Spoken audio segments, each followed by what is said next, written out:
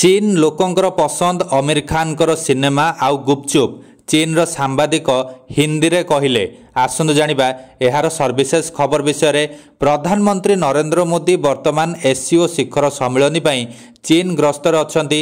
से राष्ट्रपति सी जिनपिंग सह द्विपाक्षिक आलोचना करिवे। अमेरिकार वर्धित शुल्क धमकर पृष्ठभूमि रे एही बैठक अनुष्ठित हेउथिले मध्य एही बैठक को द्विपाक्षिक संपर्क को मजबूत करिबा एवं सांप्रदायिक प्रगति को आगकू बढ़ाइबा पई एक प्रयास भाव देखा जाउछि।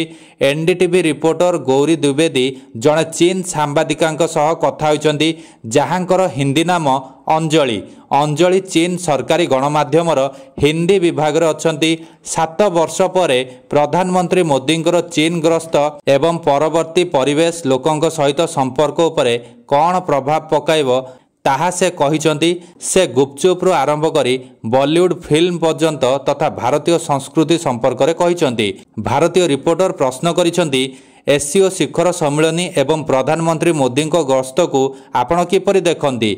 चीन सांबादिका उत्तर देइछंती, आमे समस्ते बहुत खुशी, विशेषकर मोदीजींकर आगमन पाई आमे बहुत दिन धरी अपेक्षा करिथिलु एवं शेषरे सही दिन आसीगला।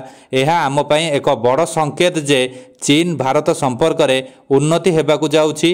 आमे उभय भारत चीन दुईटी अत्यंत गुरुत्वपूर्ण पड़ोसी देश। आमे उभय परस्पर पाई बहुत गुरुत्वपूर्ण, उभय विकासशील देश, उभय बड़ अर्थनीति। तेणु आम मध्य सहयोग एवं एकता गुरुत्वपूर्ण।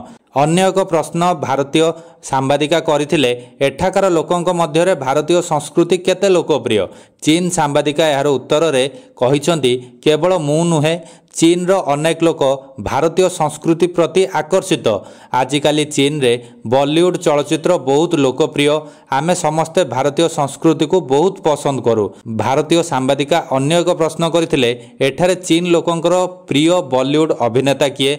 चीन सांबादिका यह उत्तर रे कहिसंती, अभिनेता आमिर खान। से बहु दिन धरी एठाकार लोकंकर प्रिय। तांकर अनेक फिल्म मध्य रे मुक्ति लाभ करिथिबा दंगल आउ 3 इडियट एठारे समस्ते बहुत पसंद करती एवं देखती। एठारे समस्ते आमिर खान का नाम मध्य जानती। भारतीय सांबादिक अन्य एक प्रश्न करिसंती, एठारे लोकंकर सबुठारु प्रिय भारतीय खाद्य कौन। चीन सांबादिका यार उत्तर रे रखिचंती, आजिकाली एठाकार सबुठारु प्रसिद्ध खाद्य होउची गुपचुप। यार कारण हेउची दंगल रे एक दृश्य अछि जेउठारे सेमाने गुपचुप खाउछंती।